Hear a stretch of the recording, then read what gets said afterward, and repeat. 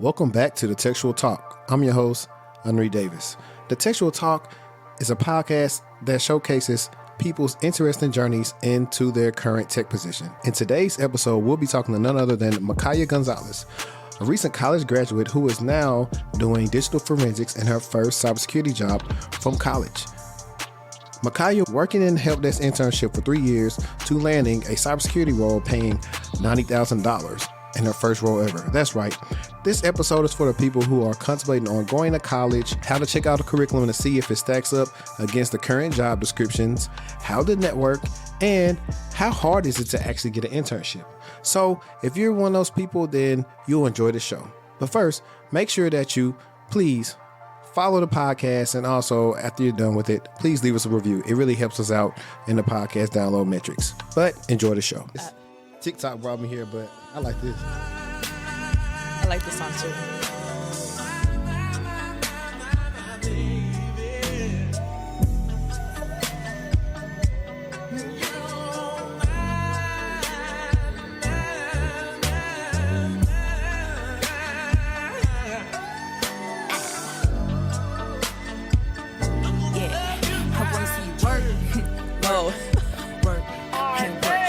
This is a little TikTok mashup. Yeah. He like when I ride that, pick it up, throw it back, drop that shit.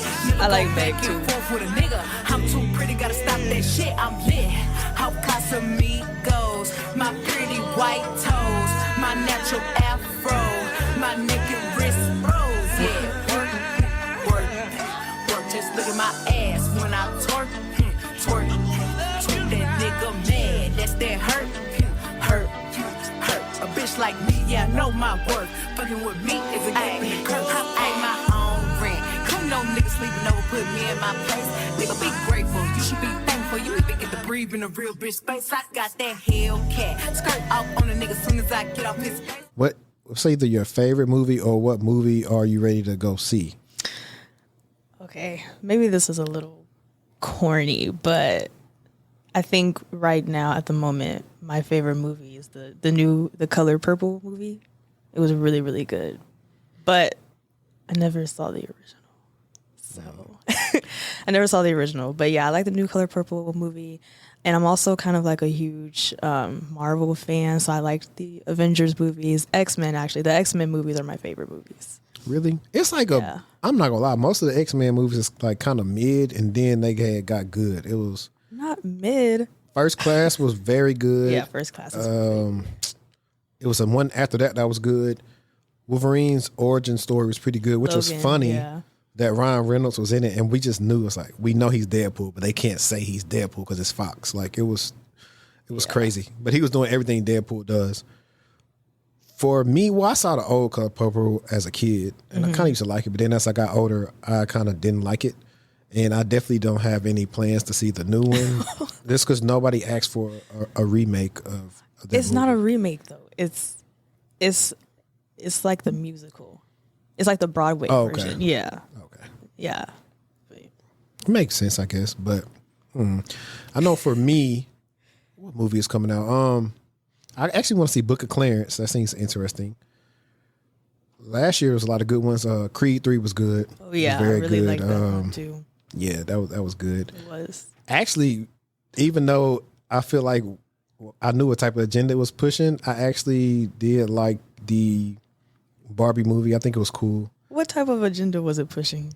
It was pushing one of the things where it's trying to make that, and don't get me wrong here, but it was one of those, I really didn't like it because it was like, Ken came out here and then he did all this crazy stuff, and now Ken don't know how to function nothing, and then now the women got to take back control. I think they could have showed balance because it actually, in all aspects, it did the opposite. It made it feel like Ken didn't know what he was here for without being by Barbie. Like, yeah. But I mean, all in all, it was for adults. I think it was cool because most little girls played with like Barbie dolls, so yeah, they remember that.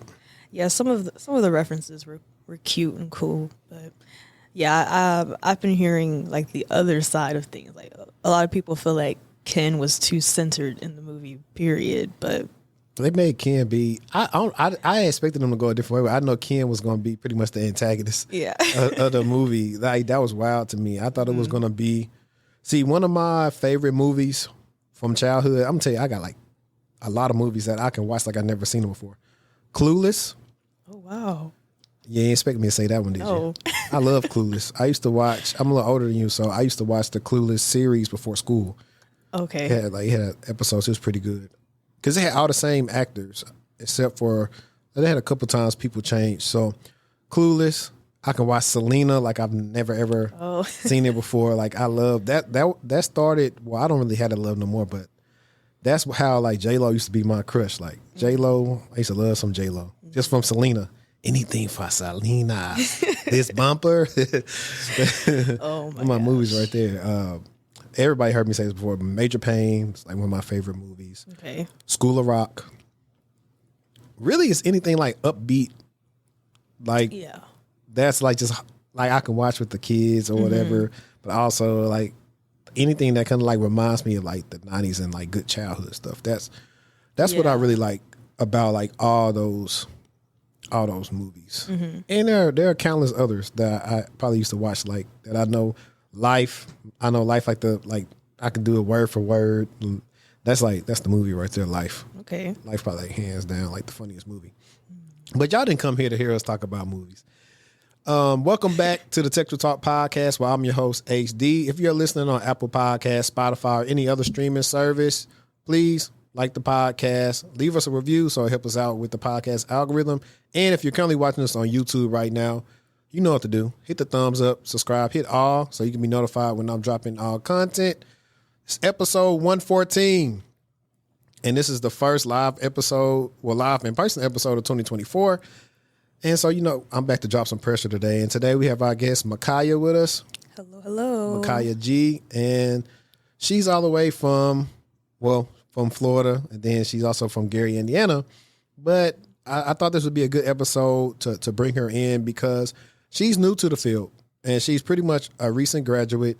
And I know a lot of people that watch my content are not necessarily people that's in their mid-career or senior level, and they always want to hear from people who are just got in or what challenges and stuff that they faced in their career. So in this episode, those are some of the things we're going to address, and hopefully you'll leave enlightened from the things that you hear M'kya has to say. But M'kya, how you doing today? I'm doing well. Can't complain. How about yourself? I'm good. I'm actually enjoying this weather. You are? Yeah, nobody was on the road. Okay. That's true. I got here super fast. I stay in Aubrey. I got here fast. Okay. Yeah, I stay in Addison. Took about 15, 17 minutes to get over here on the toll road. Do you stay? Never mind, it's too high level. I forgot you in cybersecurity. But I'll just say I used to I didn't stay in Addison, but I stayed close enough to it a while back. And I used to always go to a Village on the Parkway. So I was either at Yard House or Sidecar or the other one that people go to Stir. Oh, Stir. I haven't been to the Stir in Addison, but I've been to the one downtown or in Deep Ellum. But I've been to Village on the Parkway, at AMC. Mm-hmm. And they got that cheese popcorn. Yeah. And a couple of the restaurants over there. But I like Addison. It's a cute, cool area. I've been wanting to venture out maybe, but I haven't even been here for a year yet. So I think I want to explore that area a little bit more before I branch out. But I've been looking at Bishop Arts, Oakland. Oh, so you want to be in the middle of everything. That's the thing. I really don't I like how Addison's out the way. It's quiet. I feel super safe over there. I always say it's a good medium because it's not that far from down here. It's not. So it's like if you want to come, you can just come. Like when one of my friends, when she used to stay in Uptown, and we want to do something, I'm like, bet, hey, I'm finna come drive down, and I just park at their spot, and then we get active. Yeah, and that's true. Because I have friends that stay over in this area, but also more in DFW or Allen or McKinney. Mm-hmm. So I'm like the middle point for everybody. So that's true. So I'm getting them spam text messages talking about, your USPS package. Y'all got to try harder. I've been getting that too. Y'all got to try harder. Aura, I'm going to put these people on the thing so y'all can block them. But can you go ahead and just introduce yourself for the guests and kind of just give them a background of who you are. Okay, well, I'm M'kya. I'm originally from Gary, Indiana.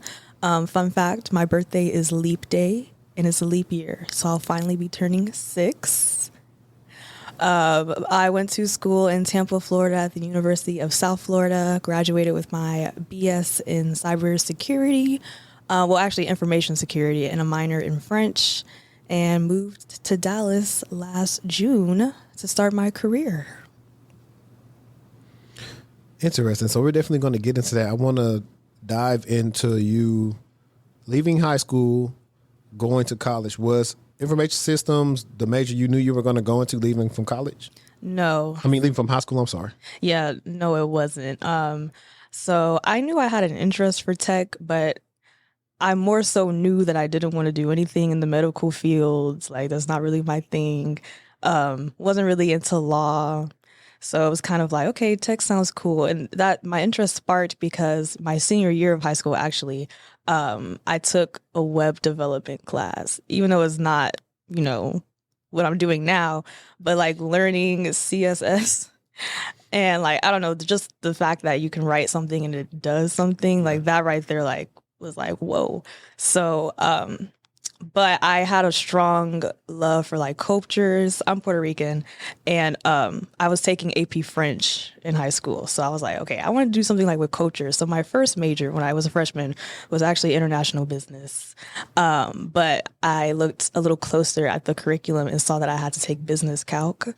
So I dropped it like a month later and switched to IT. And then my sophomore year is when my school opened up cybersecurity as a new major. It wasn't even a major when I first started.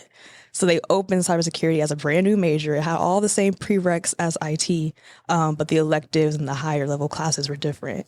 So I switched over my sophomore year and then graduated with that. Okay, I got a couple questions for you, but what college did you go to again? University of South Florida. Okay. And what's y'all? Oh, Bulls. Okay. Yeah. Bulls. Yeah, I thumbs down y'all in the chat and put What the was Tech that Bulldogs. about? They're like Tech Bulldogs, man. That's my undergrad. Oh, okay. But so I got a lot of questions for you.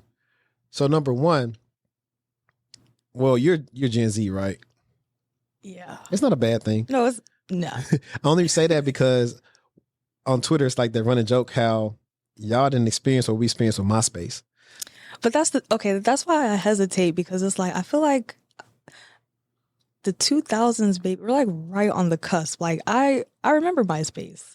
I wasn't old enough to like have it, but I remember MySpace. I didn't grow up, we weren't like iPad kids. There wasn't really that. I didn't have a phone or anything like that. So, but yeah, what were you saying about MySpace? No, well, so MySpace, to update your profile, you can go in there and you could change all the code so you can hide stuff, do all these different things. Yeah. So a lot of people were doing some sort of web development programming back then. They didn't know it. They just wanted to make their page look good. Mm-hmm. So that's why I brought that up. It is, I will say, like, I think there's like the end part of like, so I have Gen Z siblings. My sister being the youngest, born in 08. Then my baby brothers are in 04 and 05. So they very much kind of grew up like you, but then different. Like, they did have like little tablets and stuff, but for the most part, while I was there, it still was like, no, we used to go rent movies from the library at that time. Well, at that time when they were small, it was actually like DVDs. But when I was coming up, we would rent movies. Like, I be wanting stuff to like go back. Like, people, Redbox had, that run where everybody's going to Redbox. I would love, and it wouldn't be a lot of money in it, but if somebody could do it, I would love for somebody to get a movie rental place where you come pick up popcorn and you bring the kids and y'all go find movies so you can watch them. It was just in a sense, it's a way to spend time. Yeah. That's what it was. I think now everything is so accessible. Exactly. A lot of the kids are not patient at all. Like, they want it now. And that's how, like, my kids are like that. They can watch anything. My little girl loves Boss Baby. She's been watching Boss Baby every day for like the last 2 weeks. Like, she loves Boss Baby. Like, I ain't gonna lie, it's a little funny movie. I had never watched it till I sat down and watched it with her. I see why she like it. But I was like, come on now. Like Boss Baby can't be this good. And surprisingly, Teletubbies. Oh, okay. It's on Netflix. It is? Yeah, Teletubbies is on Netflix. I never liked like the old school? Like, they didn't remake it? They may added some stuff to remaster it, but pretty much same thing. Oh, wow. That's funny that she rewatches that movie because my mom told me I did the same thing with Lilo and Stitch. That was the movie that I watched multiple times in a day, every day. Yeah. Yeah. But now let's to get back into you picking you could say management information system, CIS, they're all the same thing to me. Mm-hmm. How do you feel about, well, since you said technically like you did the web development class and then you switched that major, I feel like most people go to college for the first year and then switch that major. Yeah. It's because you're asking an 18-year-old to pick something they're going to do for the rest of their life. Mm-hmm. And it's so much they get into our career field and decide to just do something different. So Mm-hmm. I think that's pretty hard to ask them to do. But what do you feel about that program? Like, what was like your curriculum like? Cybersecurity? Yeah. Oh, so you did, I know you said you did CIS. So did you start minoring in cyber? No, so I did international business, then I switched to IT, and then I switched to cybersecurity. Yeah. Okay. Well, so did you do any, I know you said the next year you were in information systems, but then they had cyber for the major. Mm-hmm. Did you do anything in information systems or you switched right to cyber?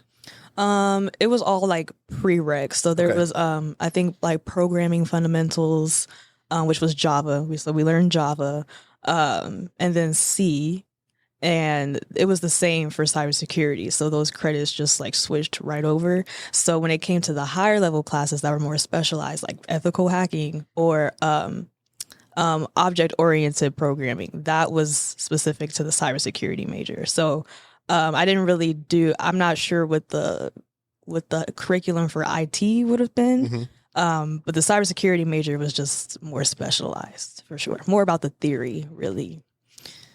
Okay, cool. So let me ask you this. When you picked the major of cybersecurity, did you have an idea of what your end goal doing cyber was? Or was just, I want to be in cybersecurity?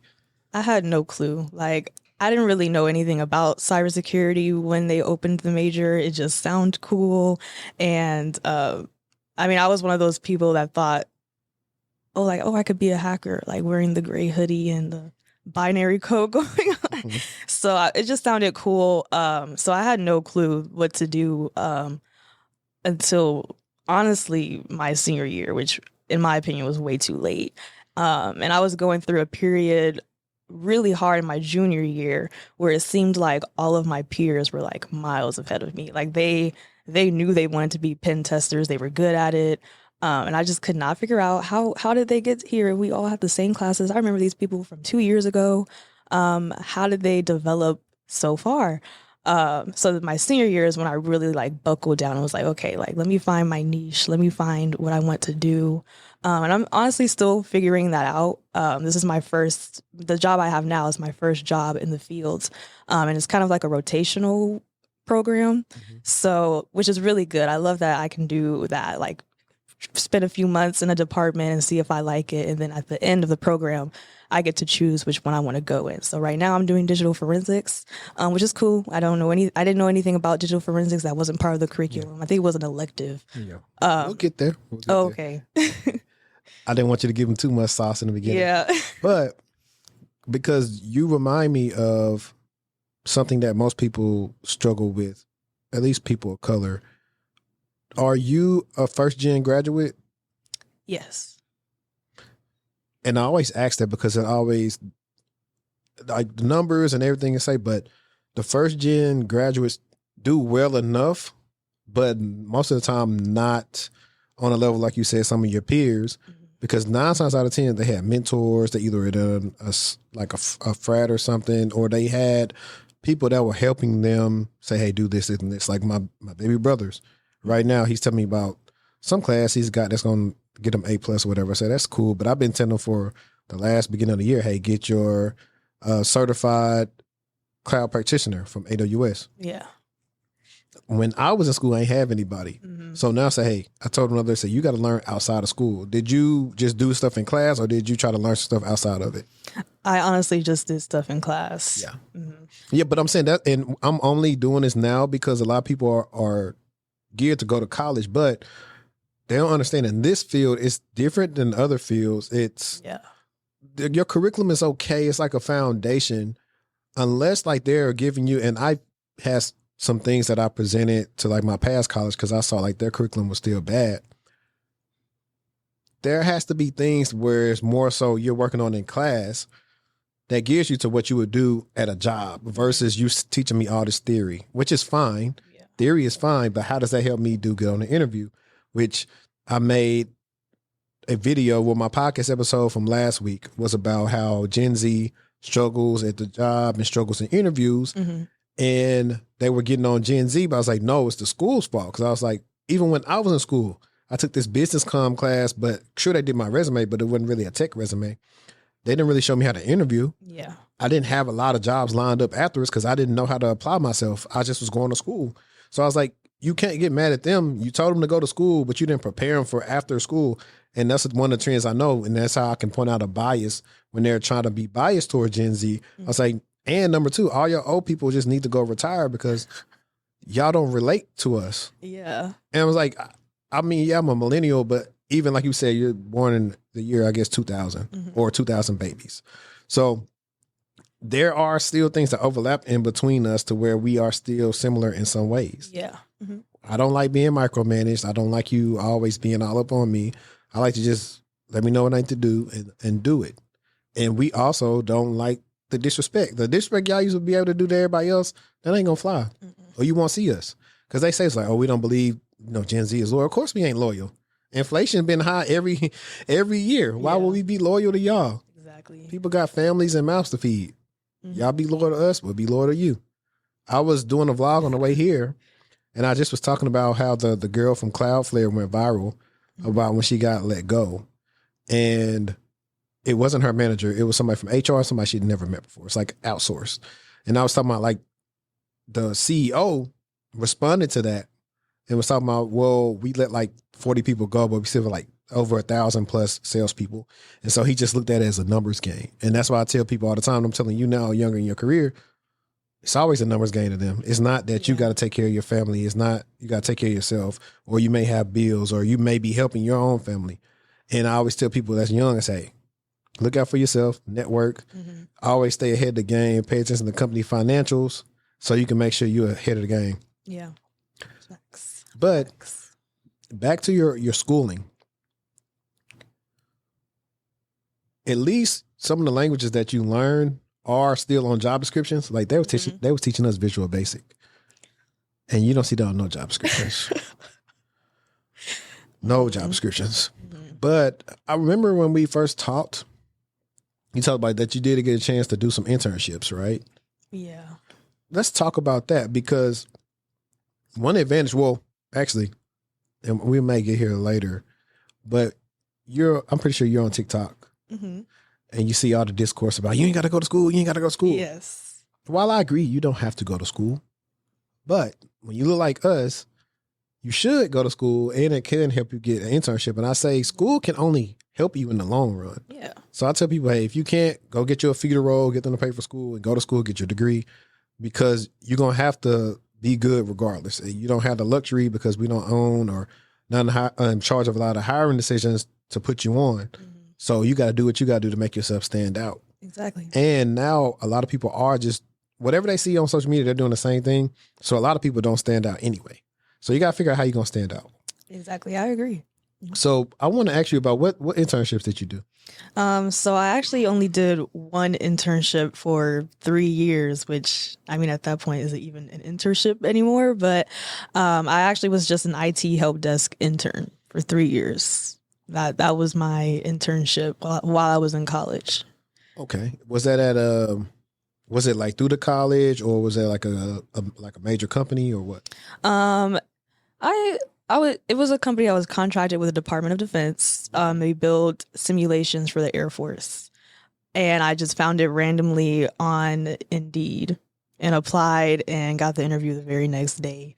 So I was very fresh in college when I got that job. I was stunned that I landed it. And it was cool, but it was also, it was very stagnant. I didn't feel like I was learning anything at all. You was in GovTech though. Huh? Technically you was in GovTech. I guess so. Technically I was. Did you have to get a clearance for it, or no clearance? No, because I was only just the intern, so. Got you. Yeah. I'm surprised. So we're going to drive this home though, but what type of, if you can remember, type of things that you do at the help desk that you think possibly have helped you currently in your career, that anything that you took away from doing help desk? Or let me ask you this, because my channel is designed to also show the real behind some things. Mm-hmm. There are internships where they say you are an intern, but you're not actually doing work. You just there. Was this a job where you were just there? I was just there, and it was mainly just tickets. And most of the tickets that came through, I couldn't even work on because I didn't have like the access or the authority to do it. So it kind of was more like clerical work. So that's why I made that face, because it didn't do anything, honestly. I mean, it looked good on a resume, and maybe I could have utilized, and that's another thing, college. I don't know if that's like the college fault or my fault, but I didn't really utilize the resources around me. I could have networked at that job and talked to people in the cyber, because there was a cybersecurity department. I could have networked through there, but I didn't do that. I didn't take advantage of it. So in that sense, it didn't help me too much. Yeah. Honestly, maybe my soft skills, but that's it. Right. But I mean, you wouldn't know to do that. Yeah, exactly. You don't know what you don't know, so I don't want you to feel bad for that. I mean, it's things out years ago I could have did differently. I didn't know. Mm-hmm. You're just out there winging it. Yeah. For the most part.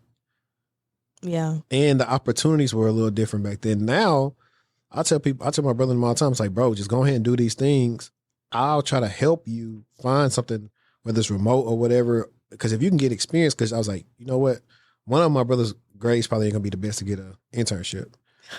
But I was like, if you have the skills, they can't deny you. You'll get you an entry-level role. So you can just be finishing school while you're already working. I was like, that's the goal. I'm trying to get y'all to where y'all will pass me in y'all early career and not have to do what I did the first couple of years. Yeah, it's so crazy. That now that you said that, that's so true. Like, internships required so much, like, just to even get an interview, like, you have to have over a 3.0 GPA. The job I have now, there was nothing of that sort, so it was harder to get an internship. Well, in my experience, I know it. No, most people is. Yeah, it was harder to get an internship. That was my only internship. It was harder to get internships in school than it was to get interviews with actual jobs for full-time positions. Yeah, and most people, I don't know if you knew this, but a lot of people get those internships by their network. Mm-hmm.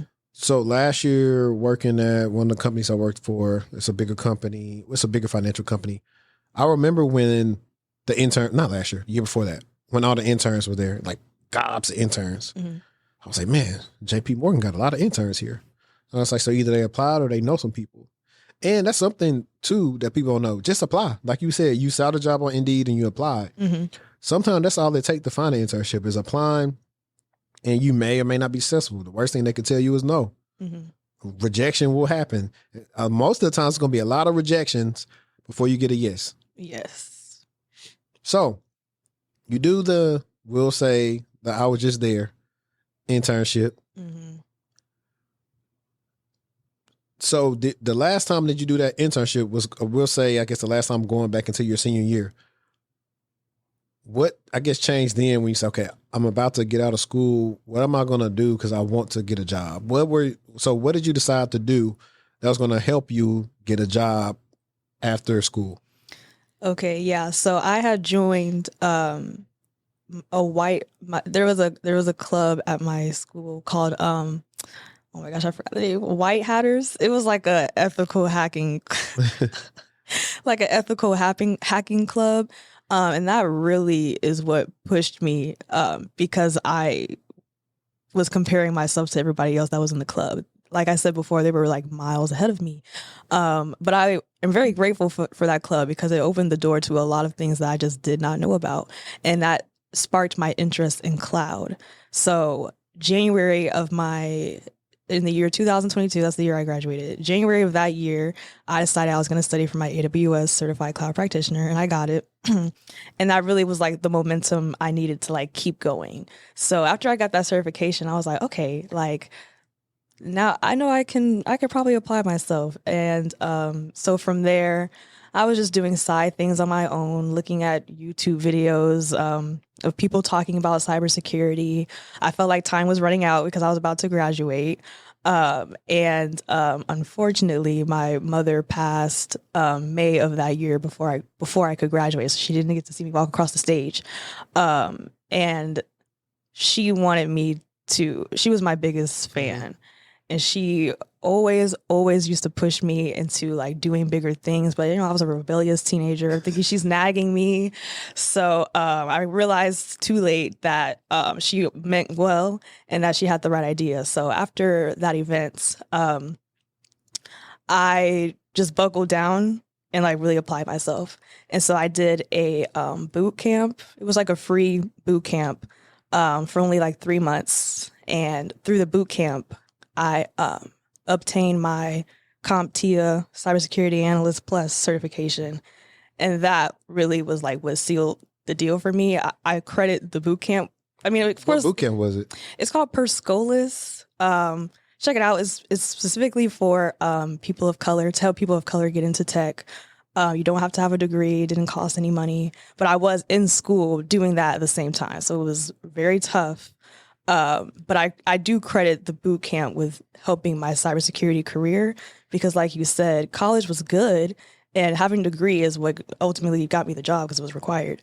But it was just the theory that I was learning in college. With the boot camp, that's how I was getting my hands-on experience. So, yeah, that year was really just grind time. Yeah. And then I got my job offer a week before I graduated. So yeah, what did I want to touch on? There was a lot that you said. First of all, about the cloud practitioner. Funny that you say that. Somebody tagged me in a TikTok, one of my friends, and he was asking me about some advice that my guy Kyrie was giving, and he was advising people the 2 certs he likes people to get is maybe Sec Plus and the cloud practitioner. And I was like, I agree with the cloud practitioner. I don't really agree too much on Sec Plus just because I'm indifferent about CompTIA certifications. Oh. I actually like the CISA Plus. I got that. Yeah. 2018 or something like that. I got it while I was working in the SOC. So I actually like that one. I think it's at the time, it was one of the best blue team certifications until security blue team came with blue team level 1. Now, if you are wanting to stay blue team and want to take your skills to the next level, I would probably highly suggest security blue team. Okay. Because this is a practical certification. So unlike the memorization, similar to whatever you've been doing, rotating at work, it's covering all those domains that you're like already doing now. So that'd be cool. Okay. Security blue team. But yeah, that's cool that you got that certification. And did you do the AWS one? Like, did you pick a certain course? Like for me, I found 2 instructors on Udemy and I just follow what they did. So they had me setting up stuff in the cloud and I was answering the practice test and it helped out because I was looking at the cloud, like S3 buckets and VPCs and instances through our SIM all the time, but I didn't really know what I was looking at. So I was like, I need to learn something about the cloud. Yeah. So.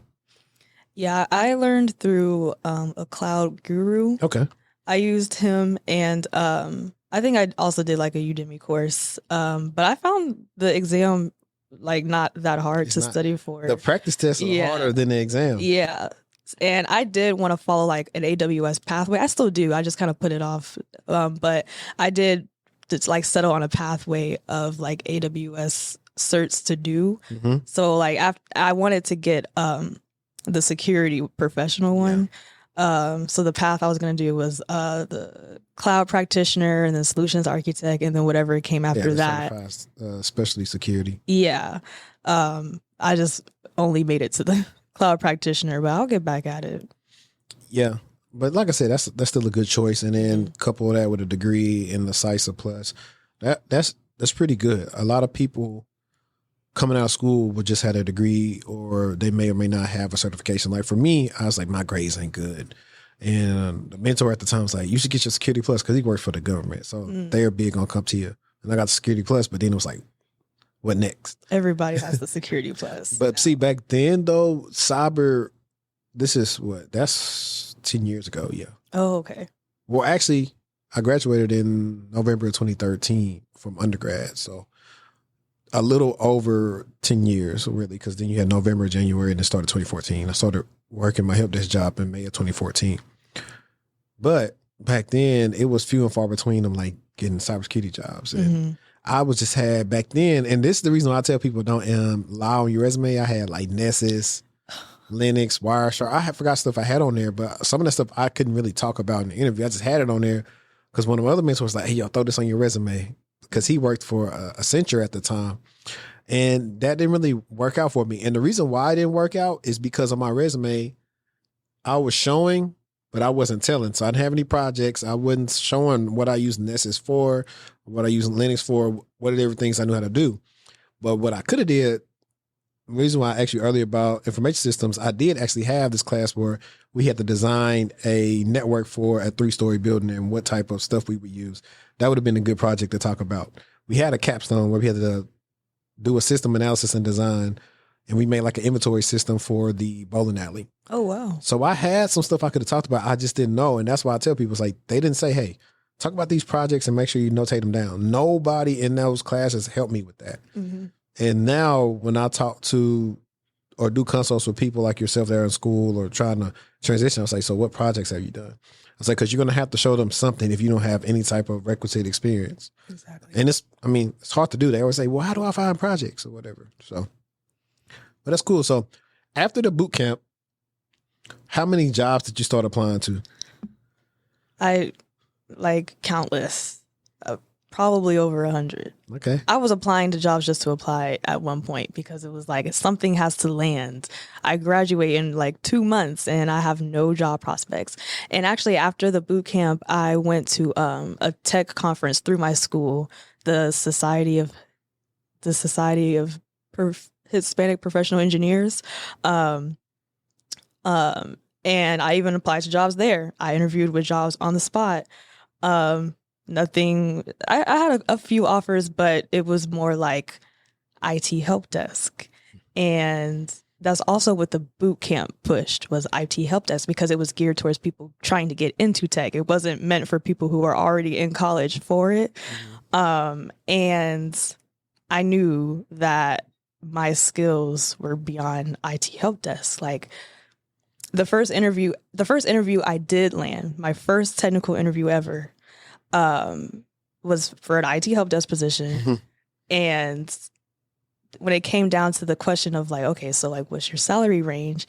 I was going off of what I was making in college at the GovTech internship, which was about, I don't even know, I think around like $24 an hour, which was amazing. You was rich in college. So I was comparing that to this position. So I gave them a range that probably was outside of the range of like a normal IT help desk position. I said 60,000, and he was like, no. And he actually told me, your resume is very impressive. You seem great. You're very smart. But honestly, you're lucky to have gotten this interview as a woman. Wow. Yes. And that was my first ever technical interview. What was this person? He was palm colored. And I felt like he wanted to say as a Black woman. That's what I felt like he wanted to say. And so after hearing that, I could have let that discourage me, especially with that being my first technical interview. That was my first experience. But I knew what I had. I knew the skills that I had, and I knew my knowledge, and I knew that I could apply myself more. So I didn't let that discourage me. I went on more interviews after that. I landed more interviews. I really studied. I had like a cheat sheet of all these random tech facts, like random lines of like Linux code. I was like prepared for anything an interview had to throw at me. And then I landed this position at this job, which is an entry-level cybersecurity position, which is what I knew I could do. So I'm glad I didn't let that deter me, or else I wouldn't have been here. I want to talk about that though. I get a lot of flack a lot of times because you all are my primary guest, women, especially women of color. And it's a reason. These are the type of stuff that they go through. And he probably felt he can get that off because you was young and you felt like you was naive. Now, in future references, if somebody ever say that, you should say, you should be lucky I accepted the interview with y'all. Because how you going to tell me that? But I only tell you that is because I've worked for some prominent Fortune 500. Matter of fact, they were probably Fortune 50 companies. One of these companies at the time told somebody that I should have been happy that I was working there. Who am I to leave? They didn't say it to my face. They knew they didn't say that to my face because I was going to tell them something. Mm-hmm. So they feel like that. Oh, you should be happy, not knowing that, hey, whatever this is paying, I've already made more than this anyway. You're really wasting my time, which is why I teach clients now, hey, get the range before you even get on the phone. Hopefully they give it to you. If not, I'll pass. If it's something I don't like, but it may fit somebody else's range, I'll send them to people I know and help them get interviews or something like that. But I don't waste time with that if it's not in my range. Mm-hmm. And if they ever tell me I'm lucky, no. Y'all look at a great job with my presence. Yeah. I'm the catch here. And he still had the nerve to offer me the position. I declined it because it was the principle of the things at that point. I think you should have reported him though. He shouldn't. I did. Yeah. I did. Hopefully he got fired. They were, I really don't even, the company was partnered through the boot camp. So I told my mentor at the boot camp what they said. So I don't know what happened beyond that, but they were very upset for me that was said to me. So I'll be upset too. I'll be the type of person to apply to a job just to talk to him. Yeah. Just pull up on him like Birdman, put some respect on my name. Yeah. You understand me? It's like I was on a mission to like prove, not to just to myself that I could do it, but to prove him wrong. Even though, of course, he would have never known I landed where I did, but I felt like spiritually he would know that I proved him wrong. So. Let me see. Tell him, get it off your chest, Birdman. Said it already. I ain't got to talk no more. Cause I don't understand the angle. Like what? Said it already. So why come here? I did it already. I'm here. So what's happening? I mean, it's all good, but I'm saying why? And I'm here. What's happening? I'm all good, but I'm Well, saying why come here just to curse us what's up? happening, man? I wanted to see you. I wanted to talk to you on your man in your face. Absolutely. You understand me? I knew a few places you was at. I could have pulled up, but I don't think that was gangster. I wanted to come look you in your face like a man and tell you how I feel. Okay. You understand me? Straight up like a man. So what's the issue? No sugar. Ain't no issue. If it was an issue, you'll feel me. I just come to let y'all know, stop, put some respect on my name. You understand me? When y'all saying my name, put some respect on it. Did you pull up on Ross that way or Trick Daddy? Man, I'm pulling up on you, nigga. Yeah, but I'm the radio guy. Why pull up on the radio guy? Don't act tough with the radio guy. I hear my nigga. Y'all finished or y'all done? I ain't got. I can't wait to hear somebody with that. Are y'all finished or y'all done? Yeah. So, and we will not be mentioning any company names to protect you and protect this interview from not going down. With that being said, when did you, so your role, you said it's an entry-level role and it's a rotational program. So what was the first rotation that you did? Incident response. Okay, let's talk about that because I love IR. You do. IR is a rush. It's especially, it depends too. Like if you're in a place where like something comes in and like the SOC or something can't handle it, like it's perfect. Mm-hmm. So was your IR set up like, I don't know if you guys had like maybe either internal SOC or outsourced SOC, or you guys work with the SOC and then, or you work as a SOC and do IR. Like how was the IR set up for you? It may be the case in other locations with the company, but here in Dallas, the Dallas office is very, very small. Like the cybersecurity team as a whole, there's probably only about a dozen of us. Wow. Yeah. Very lean. Yeah. So there's none of the outsourcing or like it's literally like just us. Okay, so yeah, so it's like a fire team then, I guess. Mm-hmm. It's like everything's like together. Mm-hmm. So how was that experience for you?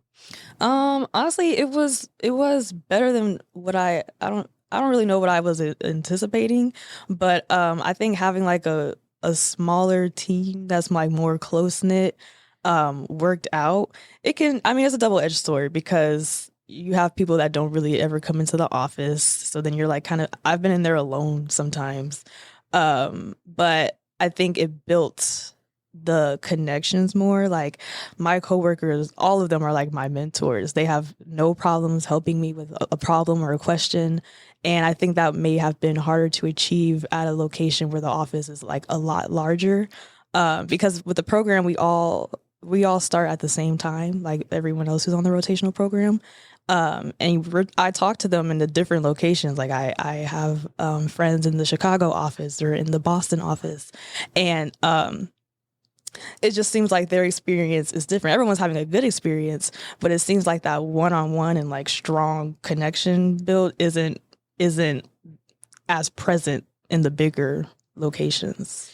Okay. And you probably answered this already, but do you feel that being hybrid has actually helped you out early on in your career versus just being straight remote? Because we see a lot of young adults, they want to be remote, but, this comes from a person that, of course, I was doing help desk like my first couple of years. However, we were always in office. So you are able to put the call on mute, go tap on somebody's shoulder and ask them something. Or when I got my first couple of SOC jobs, we was all there in person. Or, some of the team was remote, but they were always quick to respond. But you can get more growth that way. And not only that, I'll put you on a little secret. I talk about this all the time. Visibility. You get visibility sometimes when the leaders come through and they see that you're at the office. And some people don't know that because a lot of people think that if I'm very good at my job and I just work and go home, that means I will get the promotion. I'm here to tell you that is not true. So I'm here to tell you that, hey, that sounds good, but you're going to have to network. You're going to have to be visible so people can know who you are. And you got to be your biggest champion on things that you've accomplished. But I wanted to ask you about that, just working that's helping you out. And at a high level, can you talk about anything, like any new things that maybe you learned about cyber that you possibly, that school or the boot camp didn't prepare you for? Yeah. So, well, first, I 100% agree with the hybrid aspect. Yeah, it's nice to work from home, but being in person was really the only way I learned how to use the tools that we use. Like there would be no way that a Zoom call would have helped me be able to learn these tools that I've never heard of before, never seen of before, especially since now I'm on digital forensics, especially when it comes to digital forensics, like there would have just been no way. So to answer your question of like what I've learned, literally everything. I've learned what digital forensics is, what it meant. I learned like what all goes on in incident response, not even just like the technical aspects of things, but the teamwork aspect of it. Communication part of it is the big one. Hey, do we have what we need? What's the update on this? Who we need to link into this incident? Because what a lot of people don't even know is a lot of times the breach ain't even on your company. It's a company that you work with that's got an incident. And now y'all checking them now, making sure none of y'all data is at play. Like what type of effect does it have on you? Like these are all the things that you have to worry about. And considering like all the breaches that happen like every week that I'm reading about. Yeah. It's always something small. I want to ask you, because we'll get on the DR side real quick. I mean, well, DF part of DFIR. But when you were doing incident response, what tools were you using? So we were using like, well, I don't know if I say it ring a bell, but like Axiom, X-Ways. There's a tool that one of my coworkers actually developed that we use called Velociraptor, or he helped develop it, Velociraptor, ASDF. But that's another thing I wanted to say was that I'm sure it's different across different companies, but with this company, the incident response, like the stuff I was doing with incident response is the exact same stuff I'm doing in digital forensics. It's a little different, but we're using the same tools. It's a lot of overlap. I think the only difference is for digital forensics, you probably have a little bit more time about really doing the analysis of whatever the memory or something you is, because it could take a while to get all that and really look through those registries and those processes, seeing exactly what's going on. But it's a skill set. I think I was telling you that when we first met. I was like, you learning digital forensics is a bag. It's a niche bag. Like everybody don't know forensics. I promise you. No, yeah. I'm just like learning some other things about forensics, and that's pretty like cool. Like one of my weaknesses about why I didn't get one role is like, hey, I have a weakness with forensics, specifically when it comes to Linux. So if you can learn Linux, then you already know how to do forensics for that, Windows and any other operating system, and then not let alone you know how to do forensics for the cloud, you good to go. Yeah. So those are the things, like when I'm talking to people, I am trying to tell them, I know you're trying to go chase the money, and which we haven't even talked about that yet, which I need to ask you, because I rarely sometimes if I know I need to make the money a focal point of the episode, I'll bring it up. But a lot of times I'm just telling people about, hey, just enjoy the ride. Like we talked a couple of episodes ago, I was just telling people how like back in my day,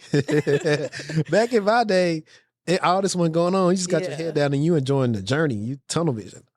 If you remember that, even that right now, you'll be fine because I found you from Twitter. So you see, like, of course, like some people maybe I interact with or some people that you follow from afar, the type of lives that they're living or type of things they're doing, the places they're going.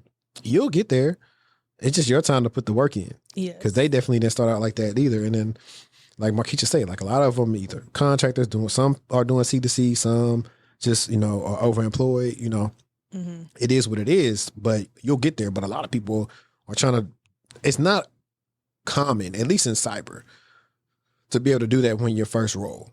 And some people are doing it, but they're not really excelling in anything. Like my advice to you right now is like, hey, from here on out, and I don't know if you've been doing this or not, I don't know if you have a mentor or not, you can consider me your unofficial mentor. Is like anything that you do, big or small, that you help with at that company now, you write it down. Yeah. Everything. That's actually how I landed the role. Someone who worked at the company found me on Twitter, and I was doing what you said. I was just documenting random stuff that I was working on. I kind of had gave up on I don't want to say gave up, but the way I am as a person, I'm very much like go with the flow. And if I feel like something is, I kind of just leave it up to God or the universe to like let things work out. So I had started to just talk about the stuff I was doing, the certs that I was studying for, little home projects I had. I would just tweet about it randomly, put it on my LinkedIn, and someone was watching me the whole time, keeping up with my tweets and keeping up with my journey the whole time, and DM'd me, said, hey, the work that you've been doing is like very impressive. I want to refer you to the job, to the company I work at. And then I ended up getting the job. So I tell my friends, or anyone that asks me for advice, I tell them all the time, like, talk about what you do, document your journey, work on independent projects, because that's really what's going to sell you. Like, you can get the certs, but really the certs at the end of the day just prove that you know how to study and pass the test. Companies care about the hands-on and how you apply what you're learning. So that's what I did. So I think you're spot on with that. That's how I got my job. Yeah, no, I'm just, audience, this is like the third or fourth person that told you they was documenting stuff. And you saying you're documenting your stuff on Twitter actually reminds me of Dayspring when he was documenting. Well, he already has his YouTube document stuff, but he's also talking on Twitter. And I want to say that's how he got his job at Datadog at the time. He's no longer there. But any social media you're on, let them know what your expertise is and what you're working on. Like, you just never know. Because a lot of people are doing it backwards. They'll try to get referrals from people they never said two words to. Exactly. Now, some people will say, sure, because they maybe just want the money. I'm not giving you a referral if I don't know who you are. Because you're going to be a reflection of me. So I have to at least know you a little bit, what your goals are, what you even know before I decide to refer you. And so that's a little bit, a tidbit of advice for y'all as well. It's like, stop just trying to get referrals from people. Stop. It's a lot of people on LinkedIn telling people, hey, give these people referrals. No. Well, I'm going to refer somebody I don't know. You can make me look horrible. They'll never take my referees again. One of my last companies, like, I referred so many people because I did a lot of good work. My referees did good work. So I was good. Anytime I needed to refer people, they was always getting jobs. So that's a big thing. Certain people only refer people. I've been referred to jobs from my peers. At their companies because they're killing it. And they interview me. And I was like, oh, no wonder he's killing it because they're killing it. And that's how it goes. That's the other thing I've been talking about some of with my clients or stuff like this, like building that outside of your social media following and all that, your internal circle of network of people that do different things in the industry. That's how you stay ahead. That's how if they're elevating and you're elevating, hey, I'm finna take over this director role at such and such company. I know you need to do this. They give me like full leeway to build the team out. I want you to come over here. You name your price. That type of stuff happens. You know how I know it happens? Most of these CISO, C-level people go from company to company. Everybody just friends, and they start bringing up people they know. They'll get rid of teams and bring in their own team that they want. Happens all the time, and people don't pay attention to that. But here's something I had wanted to ask you about that I had on the thing, and I figured it'd be good. Now we can do a little segue into it. Okay. What's your morning routine for going into the office? Well, the days that I do actually go into the office, I wake up, do a little bit of stretching. I might eat breakfast. Sometimes I don't. And I like to go in on Mondays because I have to start my week on a productive note, or else I'm not. The energy is just down for the rest of the week. So I like to go in on Mondays and Wednesdays. I'm usually the only person there on Mondays, which is fine by me. But yeah, that's how my day starts. I start my shift around 9, end the day around 4. Okay. Do you go get like anything like Starbucks or anything? Are you a tea girl, water girly? What type of girly are you? I'm definitely a tea girl. I like my chamomile tea with lavender. That's my go-to tea. Now that it's cold, I might do the throat tea, the eucalyptus throat medicine Got some tea. chamomile tea. I got that, the lemon, the peppermint, and something else. My go-to right now is I just bought a Nespresso machine a couple of weeks ago. Oh, see, It's good. I'll drink coffee, but I'm not a coffee drinker. Like The Nespressos, they are, because they only come in certain capsules, but they're good. Like you can make you an exquisite. Like I put up one up on my IG story a while back because I got some clear cups, so I want to show off some stuff whenever I do like a day in the life video, and it's fire. maybe I'll get into it. Maybe I have to like grow up a little bit. I definitely feel like an old man. I have a mug with an H on it for my name, and I have a subscribe mug too. But I wanted to know if I could ask you this because you brought it up. We talked about salary a little bit. In this rotational program, what type of salary were you able to either negotiate or get? So unfortunately, I was so blown away by what they offered me that I didn't even negotiate. I just accepted right away. The position, the entry role rotational program position, starts at $90K. That's what I was offered. So going from being turned down from $60K to being offered $90K off the jump I was like, yes, I'll take it. Looking back, I should have negotiated. I probably could have negotiated for something higher, but I mean, I'm a welfare baby. So like the salary still changed my life. I'm still very grateful. I was going to ask you about that. That was me. I went from, at the knock, I was making like $50,000. And my first SOC position offered me, I think all in all, I was getting like $78,000. So I was like, shoot, I'm up. Yeah. I get a better apartment. Yeah. I had traded in the whip at the time and got a sedan because the Mustang was drinking too much gas. I loved it, but it was drinking too much gas. But these are the real conversations I like to have because, like I said, everybody not making $90K. Yeah. If I pull up the analytics right now, everybody not making $90K, especially your age range, your demographic. You're in probably the top, 5 or 15% or whatever of like women are making like money you're making, because typically women making like 40 some K or something like that. Yeah, and it's like, of course, like 6-figure salary is like everyone's dream goal. But like this, I'm living well. Like I can support myself and still do things for fun. I live comfortably, and at the end of the rotational program, we do get like a promotion, like an increase. So, did you get? Did they offer any like type of sign-on bonus? Yes, $5K sign-on bonus. Because they have offices everywhere, and I chose to relocate from Florida, they did not give me a relocation package. So that I had to fully do by So what myself. made you want to pick Dallas? I just heard that. Well, not heard, but I did some research. There's this website called CyberSeek.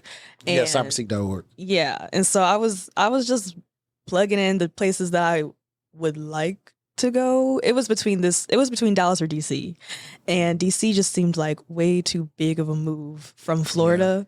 So and I have an aunt that lives here, so I had someone to kind of push the Dallas, Yeah. What part does she stay in? McKinney. Okay. Yeah. So you sound like me. When I moved out here, I moved in with my aunt. She stayed in Little Elm. Oh, okay. Yeah. So and I just researched, and of all the tech hubs, Dallas was always on the list. Not necessarily top of the list, but it was always on the list, and it's booming now. Oh yeah. Yeah. So I think people are asleep. Like people thought I'm finna be funny, but people thought Austin was that. How you say that girl? That girl. Yeah, they thought that's what Austin is, but it's really Dallas. It really is Dallas. No, same thing. I heard people were like, "Well, why not Austin? Austin probably has more opportunity." And I was like, I mean, Dallas seems more like the vibe. And Companies are leaving Austin. yeah, and people ask me all the time, "Well, why not Houston?" And it's like, I'm sure Houston's great. I've been to Houston, but I wanted to be around more like Dallas gives me like the more of like the young professional vibe. It is. You can still have the Houston, social you life. go party. Yeah, you can still have the social life here in Dallas, but I wanted to be around like more goal or not. I don't want to say people in Houston aren't goal oriented. No, say But it. you know what I mean? Like Houston's like a good time. Houston reminds me of just a Texas version of Atlanta, and Atlanta also has good opportunities, but I was not moving to Atlanta. So why would I move to Houston? Yeah. So Dallas was just more my speed. It's slower, and that was more of the vibe I wanted to go for. I've been in college for 4 years. I got the social life out the way. Yeah. I it's think time for speaking something. of you bigger. saying that, because we'll get back on the professional tip. I do tell people that we are in the times of people just say, well, bump school or just do WGU and then be finishing that. I do think going to school away from home is a pivotal part of your maturation process as a young person. Yes. Because you get to really discover who you are, things about yourself you didn't know while you're at home that were masked because you go to school, you're with your parents, different people you may or may want to interact with. You learn so much how to survive. Yeah. Like, So much. I think a lot of people are missing a lot of their character development because they're not going to school. That might be a hot take. I might put that on there. It might be a hot take. I think a lot of people are missing that. I mean, I agree. College definitely taught me like about the world around me, the people around me, about how other people are raised. Like you were raised a certain way and you have certain values. College exposes you to how other people were raised and how other people values develop, which is very important to navigate through life. So I would agree with you. College definitely is a catalyst for learning about others and yourself. So I would say that too. Cool. Now we'll get back into, even though you said you're doing a lot of, I'll ask you this and then we'll go into forensics. In your definition, what would you define incident response as? So to me, well, just from what I've been doing and my experience in it, incident response is more so focused on like, I want to say like the recovery and mitigation of like when an attack happens. I'm naturally pairing it with digital forensics because that's just how my experience been. But the way it's different from digital forensics is, like you said, forensics is more so like analyzing the data. You have more time to analyze the data. It's not so much like we'll give recommendations on what the company should do, but incident response is more focused on that, like the recovery aspect. Trying to stop the bleeding. Like we Yeah. find patient 0, we're gonna let the forensics team know, yo, we send this to y'all. We found patient 0. Mm-hmm. But I always liken it to like firemen and cops are first on the scene. So we're going to say those are the SOC analysts. Mm-hmm. Now we have the fire investigator, we have the detectives, we have the paramedics. And I may be missing people, but those are the incident responders because now they're coming to something that's already been notified. Hey, this is an incident. We need this people. Mm-hmm. So we're doing the investigations, or we are, containing the host. Paramedics are stopping the bleeding and all that stuff. And then, if the paramedic, you take them to the hospital. Mm-hmm. The hospital's going to be the forensics people. They're going to do the deeper dive on the patient. Yeah, like a lot of times the cases that come through, they've already been attacked and they've already done the stuff. Mm-hmm. A lot of times, and I'm talking about the digital forensics side now. A lot of times they just want us to make sure everything's like good, or if there's anything else that we see, or was there something that was missed, or sometimes there's been a company that's been attacked more than once. Like that happens All the time. way more than I thought. Like a company was like, yeah, we've had this happen to us back in July. And it's like, what? Or we've had this happen 3 times before. So Sound like Okta right there. yes. So that's what I've been getting a lot in the digital forensics. On the incident response side, it was more active cases. Like we just saw this come through over the weekend, or we were seeing really strange activity. Like, so that's what the incident response side was more like. So yeah. That's cool. I tried to make it. That's one of the skills I think I developed by knowing my audience.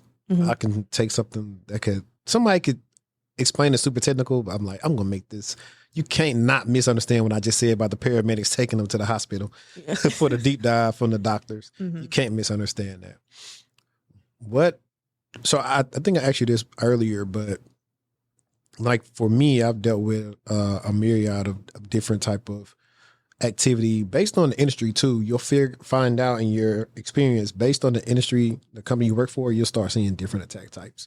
So you may eventually get used to the stuff you're seeing because it's like, I'm used to all this. Yeah. Then you go to a different industry. It's like, so their attack vectors are different because of this or the way that they're confined, because every company does not have everything set up to be as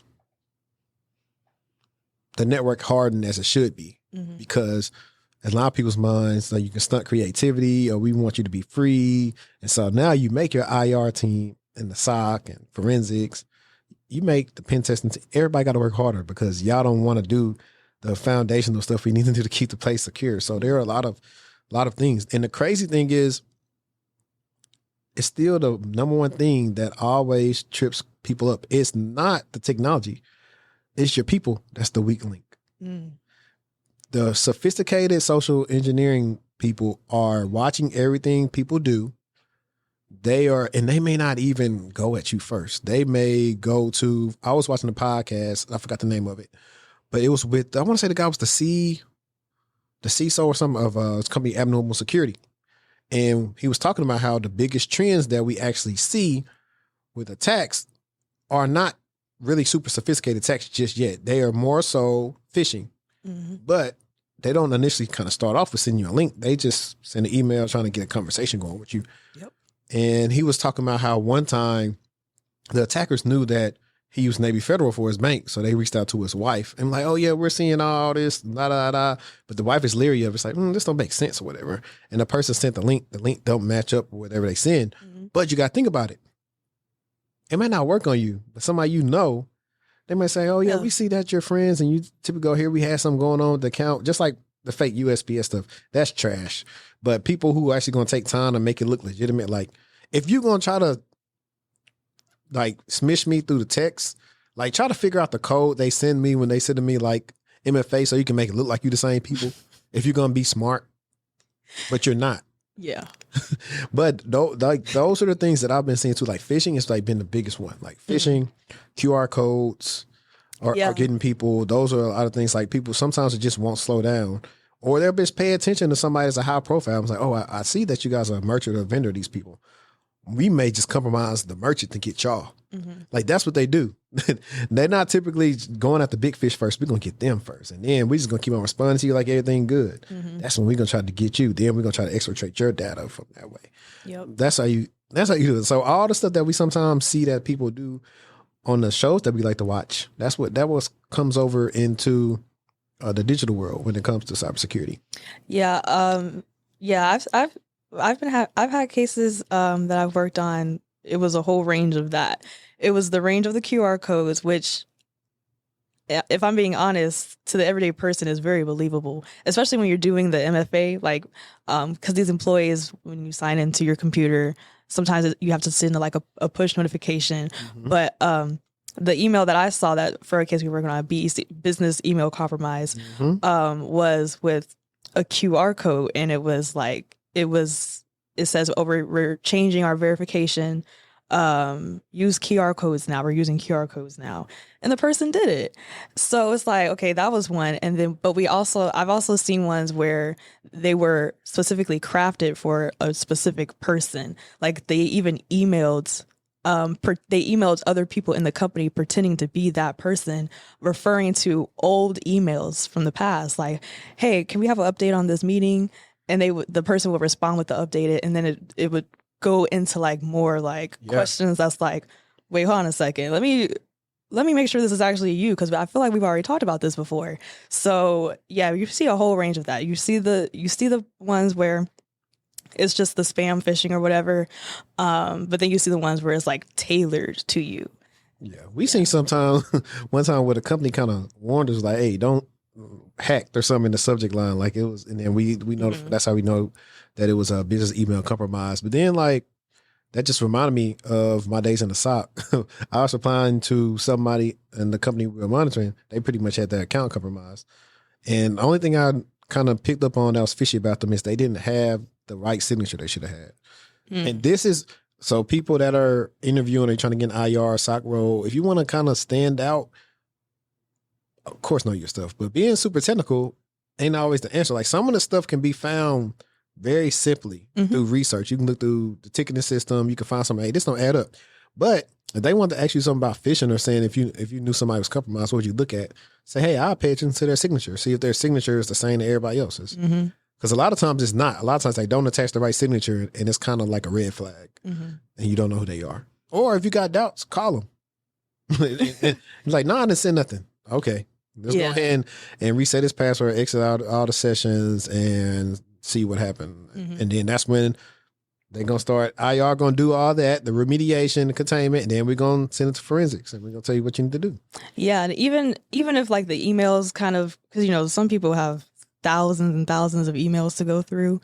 Even when we're not really finding anything in the emails, it could be like their sign-in activity that's like, or like if you're using Outlook, why did all of a sudden you have like a Mac sign-in? So those are also clues too that we use, in addition to the emails too. Yeah, and that's when we work with detections and IM team, where we put in rules to say, hey, we're going to block unusual sign-ins, and we're going to make them say, hey, is this you? Yeah. Yeah, especially when like there's sign-in activities like all over the country. A lot of the times we have to verify with the company, like, is that normal because people travel. Yeah. So we have to confirm, did this person travel to this state in these X days? But if it's from a country that's like a country Nigeria, or even like the Netherlands sometimes. Yeah. That's pretty much always that's pretty much always bad. Still verify, but so certain things you over the course of you doing case after case after case and seeing IOCs that pop up all the time. Oh.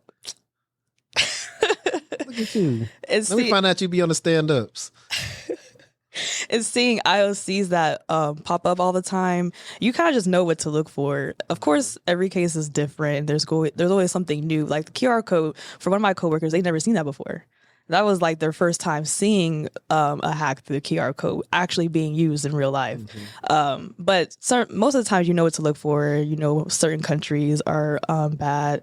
Certain ISPs are bad. And then, of course, we use like Virus Total to see if certain IP addresses have been flagged. So it's not just off the dome that we do this. Like I think it's like a misconception. Like people, did you want to talk about that?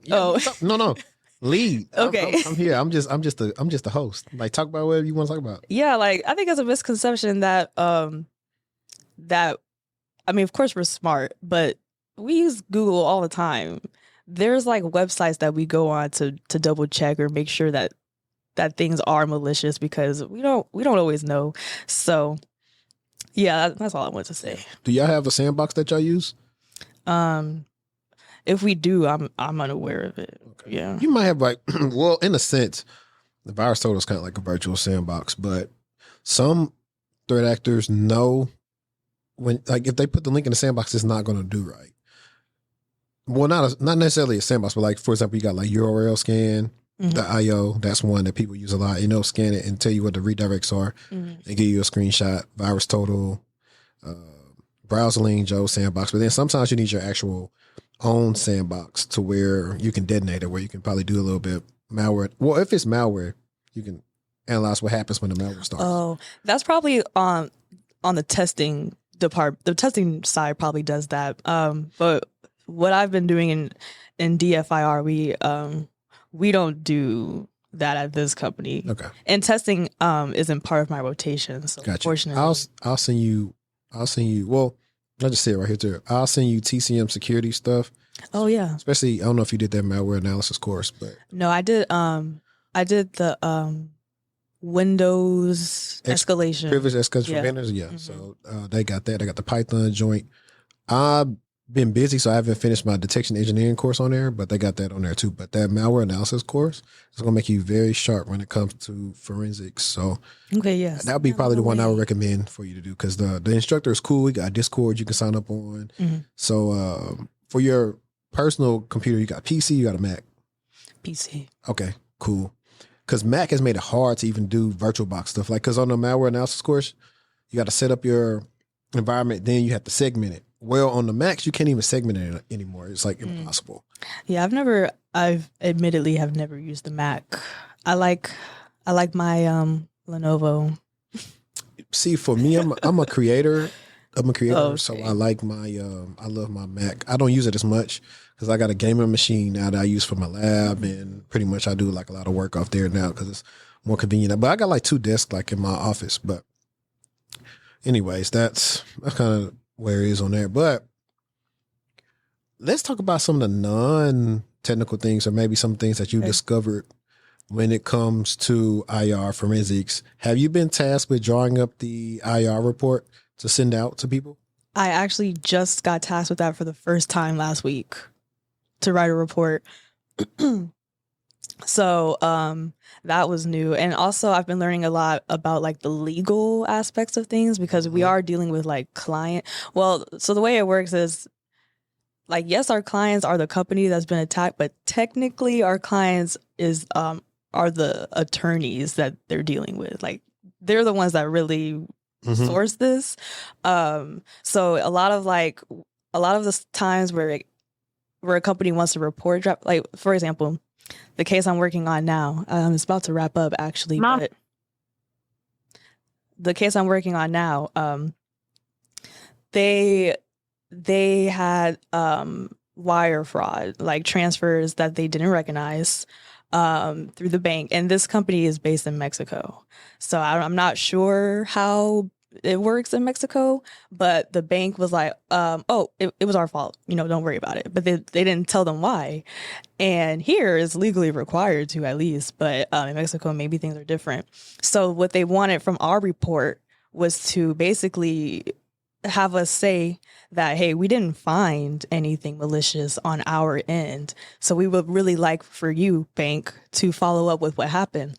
And what I learned from that was like the legality of what the words you can use and say is very important, because we actually did find malicious activity, but it was from events that weren't related to this. So we had to write that in a report, like, we didn't find malicious activity as it relates to this case, or as it relates to this incident. Because if we said we didn't find malicious activity, legally, we would get in trouble because we did. It just didn't relate to this case. So that's something it's out of the box, but that's kind of the stuff that I've been learning that goes hand in hand with this, is like the legality of things too. Okay, look at you. I'm gonna say that all the time because it's like, it's funny. It's like you're just learning, but it's good that this was like your first experience. So, what would you say to people who find themselves in a position you were in? Maybe they are junior or senior in college. What would you tell them right now about staying the course and trying to get into a position like yourselves? I mean, I know we've already said it, but I just really want to stress like working on independent projects, because like I said, that's what I feel like I messed up in. I was way too focused on the fact that college was going to teach me everything. And it just didn't. It taught me like the definitions of things and the theory of things, but it did not teach me the hands-on. So I was stressed doing independent projects. And also, if we're going to talk just, abstractly, to bet on yourself, because there are going to be people that's going to tell you, no. There's going to be doors shut time after time after time. And you're going to find yourself comparing yourself to peers who seem to be getting it right, and they're getting offers and they're getting internships, and you're going to wonder like what it is that you're doing wrong. So that's what I would say. Just bet on yourself and really focus on doing independent projects. Like I said earlier, certifications are great, but companies really care about the hands-on and if you're applying what you're learning. So that would be the advice I would give to the juniors and seniors out there. So would you suggest that also people who are wanting to go into college, should they do a little bit more in-depth researching on the program that they'll be in? Yes, definitely look at your curriculum. Like when you're picking your major, there should be like a full kind of like timeline of all the classes that you'll take and even the electives. So I would really do a deep dive into the major itself to make sure like those are classes that you feel like you want to take or that would help you in whatever your career goal is, even if you don't have it fully figured out. And also, don't just look at one major, but look at others because you might want to have a backup plan. The reality is college can be hard and life happens. I'll be honest. I had failed a class like 3 times. And at one point I was going to like get kicked out of the major because like I did get kicked out of the major. The School of Engineering does not play that. So I went from cybersecurity to information security. It's literally the exact same. It was just with different schools. It was the School of Engineering was for cybersecurity and the School of Arts and Sciences was for information security. It was the exact same major. So I would do a deep dive on the different majors. Luckily my school had a function where you could they showed you related majors to the major that you were taking and also like related jobs in the field of the major that you were taking. So I would utilize all of that, have a backup plan, and look at those classes to see if that's what you wanted. Because like I said, I dropped out of international business just because of business calculus. Literally, that alone was enough to make me drop out of the major. So do that ahead of time so you're not switching majors your junior year, because then it might throw off your track of graduation. Luckily, when I switched majors from cybersecurity to information security, because the classes were essentially the same, I didn't lose, like my graduation time didn't get pushed back. But if I had to switch completely different majors, it would have. So do that ahead of time so you're not, you don't end up like a semester or 2 behind than what you were on track to be. Right. And I'll ask you this. What's been like one of the bigger challenges you faced early on in your professional career that either you found out, like you figured out how to get through it or what that maybe school didn't prepare you for? Kind of, could you talk about that? Yeah. So I would say the biggest challenge I'm facing now, I think has more to do with like my personality, really. And I'm pretty sure there's people that could relate, but I can be like a recluse at times. And I falsely believed, because this is what the stereotype was, that like IT, you could be recluse. Like you can just kind of just sit at your desk. You don't have to talk to any clients or you don't have to talk to anybody. And that is just not the case. So I had to kind of like get back on board of like the teamwork aspect of things. Get on your Zoom? I had to get on my Zoom. I had to get on my Zoom. So that's a challenge that I'm kind of still facing. That's why I like to go in on Mondays, because that is the time that I get to be alone. But that's not always going to be the case for people. Like I'm lucky to have a hybrid job, but you might not. So that's the challenge is knowing your work environment. And also, I don't really have this problem. Like I'm pretty outspoken. Like I keep it real.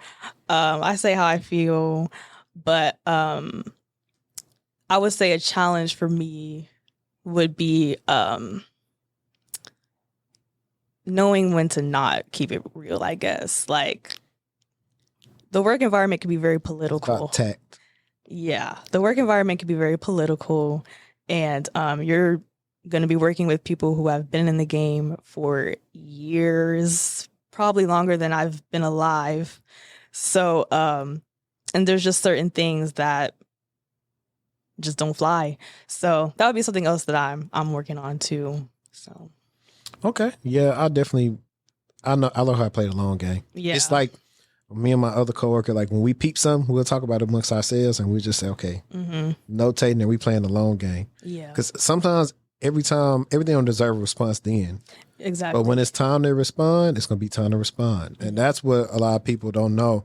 Like, I think I made a TikTok or someone. It was like a questions about like corporate America and working and can you actually be yourself? And I was like, truthfully, kind of you can be aspects of yourself, but not your full self. Yeah. You just can't. Because if you could really be your full self, people will possibly like you or may not like you because you'll be able to talk to them how you want to or tell them exactly what you're not going to do. Like, there's a lot of stuff that comes with it. So you just got to figure out how to bring the best representation of yourself to the company every day you're there. And I think when people figure that out, that's when they'll be successful. And like you said, people have the misconception that you can really just be in a room all dark with your hoodie on. That's typically more for, and not really all the time for engineering roles, because you're still going to have to address if you're working on a product or a project, you're going to have to do your meetings from time to time, even your coding. So there is going to be some type of human interaction in your job. You just got to figure out what amount works for you. Like for me, I definitely could not do one of my jobs. The reason why I left is so many meetings. I don't like talking to people for pointless meetings. I don't like being on camera for something that's pointless. I don't. Like this could have been an email. Yeah. One day I'm going to wear the shirt. So when I'm on a camera and they say this could have been an email, so they get the picture. Hey, this could have been an email. Yeah, one of my I can't even describe him because then it'll give away too much information. But one of my coworkers who's pretty high profile in the field.